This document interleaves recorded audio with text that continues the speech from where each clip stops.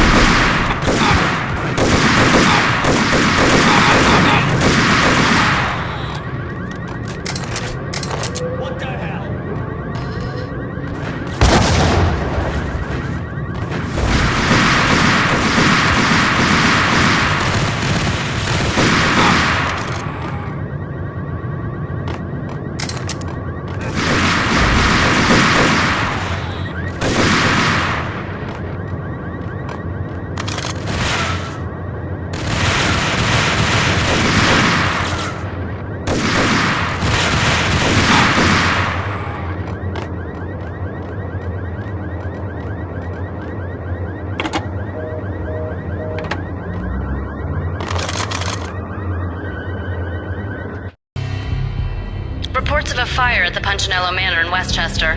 The manor is the home of Angelo Punchinello, the alleged head of the Punchinello crime family. The police are now saying, contrary to their earlier statements, that Max Payne is still alive and at large. He continues his vendetta against the Mafia, of which this last act of arson is attributed to. I had no recollection of setting any fires, but I did remember the flames.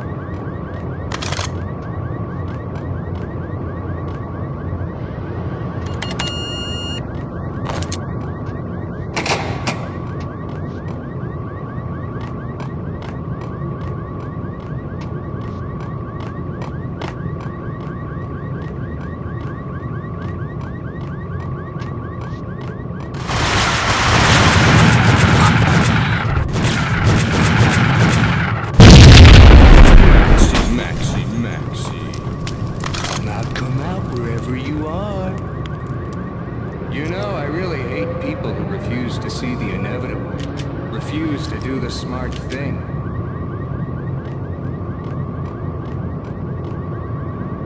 No, I must do the right thing.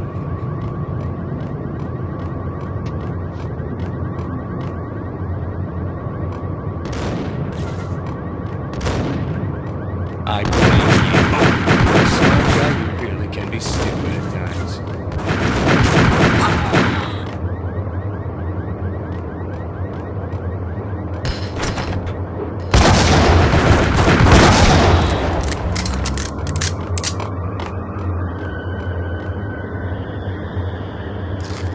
The payphone started to ring.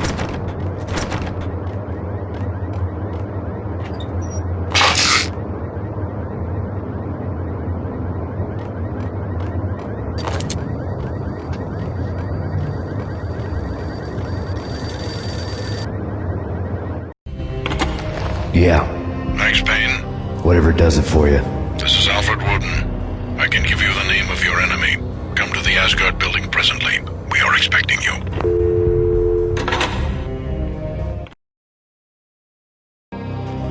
Woden was waiting for me on the steps of the old building. Mr. Payne, let's go inside. The others are anxious to begin. The others? Despite the general misconception, this building actually predates the City Hall by 2 years, thus being the oldest municipal building still in use here at the foot of the Brooklyn Bridge. No kidding. The old man played tour guide as he led me through a dark domed hall. The answers I was after loomed large ahead. Mr. Payne, I would like to introduce you to my colleagues in what we call the Inner Circle. You've been watching too much X-Files. You have seen the files on Project Valhalla. We can fill the gaps, provide you with the information missing from those files. We were all involved in the early stages of the project during the Gulf War. What's the catch? We would very much like to blow this thing wide open, but our hands are tied. Her name is Nicole Horn. She was the key figure in Project Valhalla.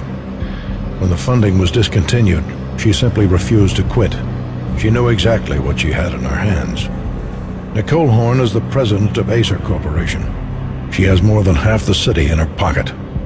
This must be kept under wraps. If you try to go public with this, we will deny any knowledge. We need you to take her out. Afterwards, we can protect you. Make all the charges go away. That was the cue for the killer suits to kick in the doors and swarm inside.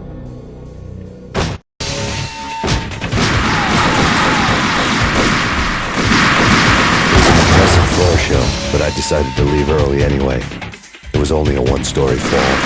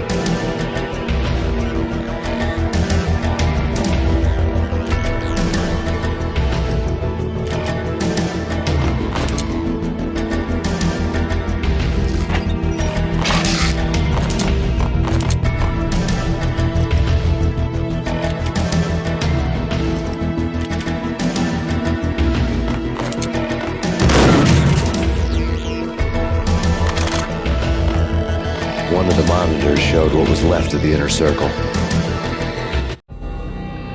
On screen, the so-called corpse of Alfred Woden stood up, miraculously waking from his dirt nap, looking smug among his dead pals. In the land of the blind, the one-eyed man is king.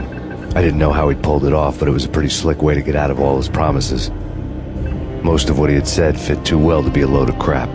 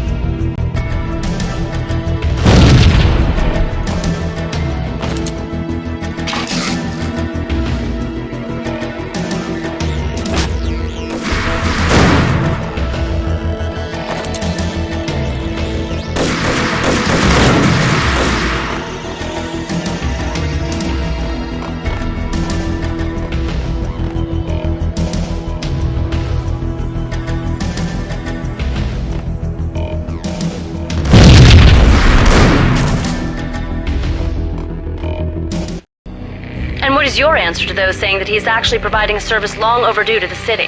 This crusade nonsense has gone too far. He's out of control. It must stop. He will be stopped. That was Deputy Chief Jim Rivera from the New York City Police Department.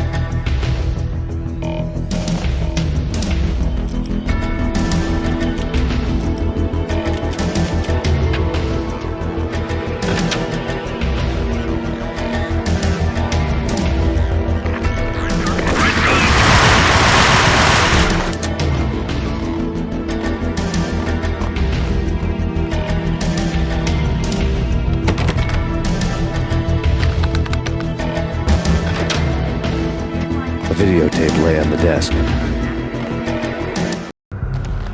Nicole Horn had blackmailed the inner circle into silence. The tape came with a curt extortion note on a piece of expensive paper. I remembered Candy Dawn taping her clients in action on the side, selling the tapes to the highest bidder. I was sure that kinky sex was nowhere near Alfred Woden's worst sin. But I had a feeling that when this was over, any collateral would come in handy.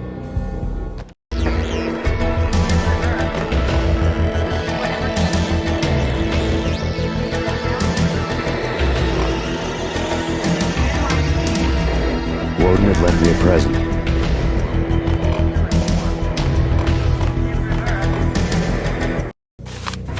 Woden had taken care of my mission preps with military precision. The critical areas in the Acer Corporation headquarters blueprints were circled in red. The president's office was at the top of the building, right below her penthouse suite.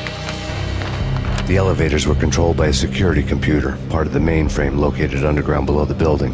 The high-rise was sealed as tight as a sci-fi fortress.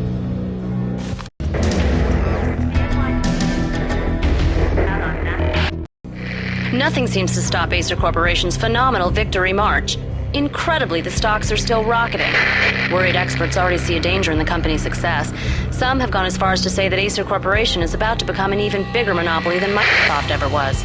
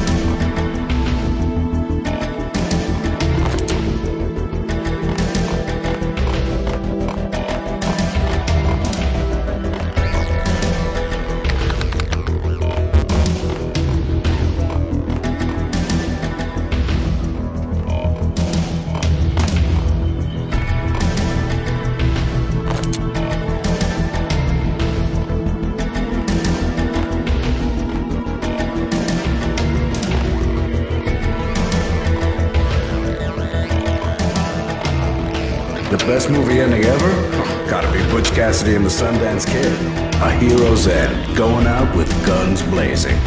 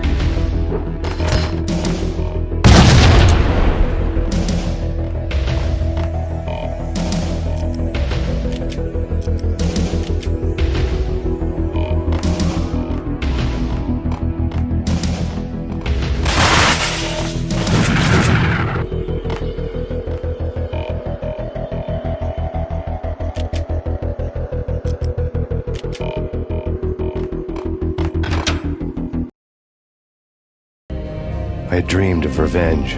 Those dreams were always nightmares, of coming close and then failing. Now I was close. I had a name to guide me, Nicole Horn. I had nothing to lose.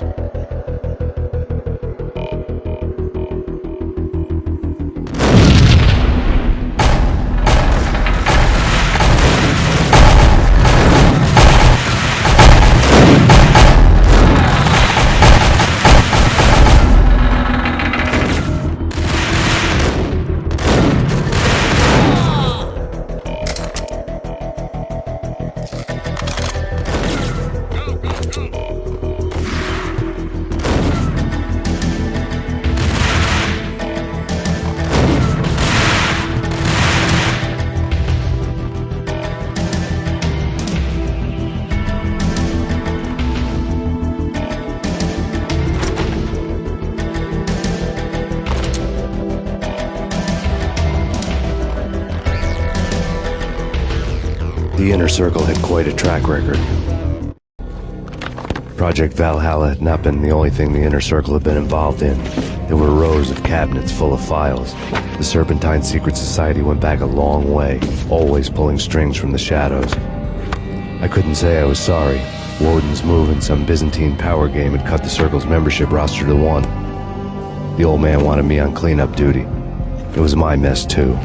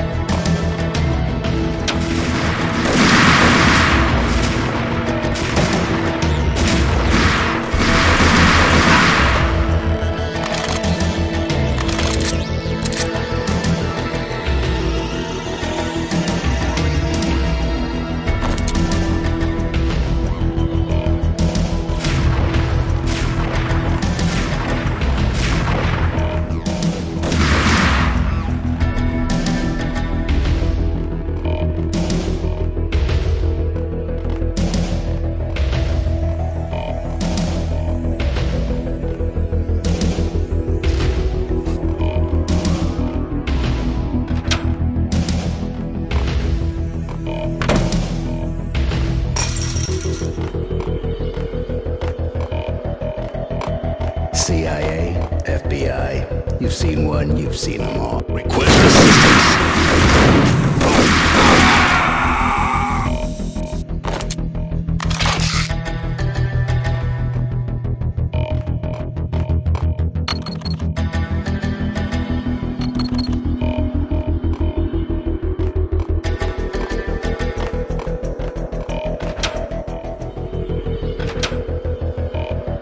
Take him down. Shoot to kill. Let's finish this.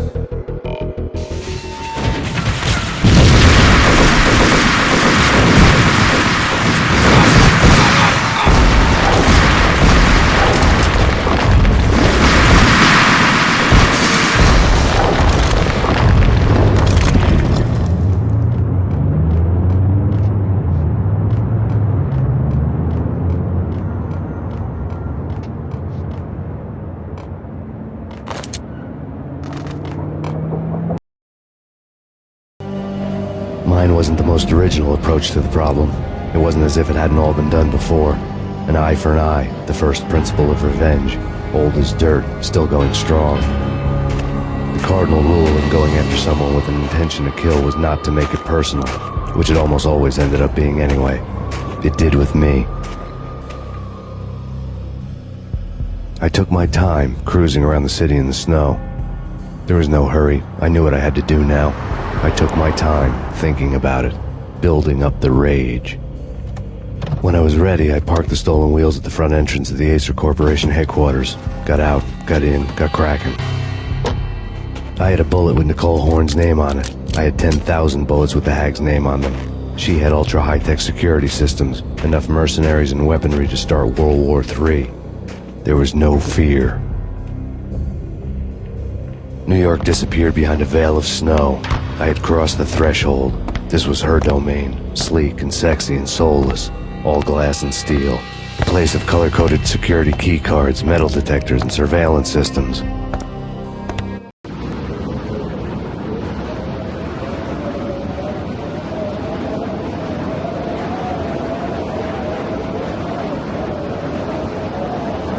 Colder than a walk-in fridge. Cold as a gun.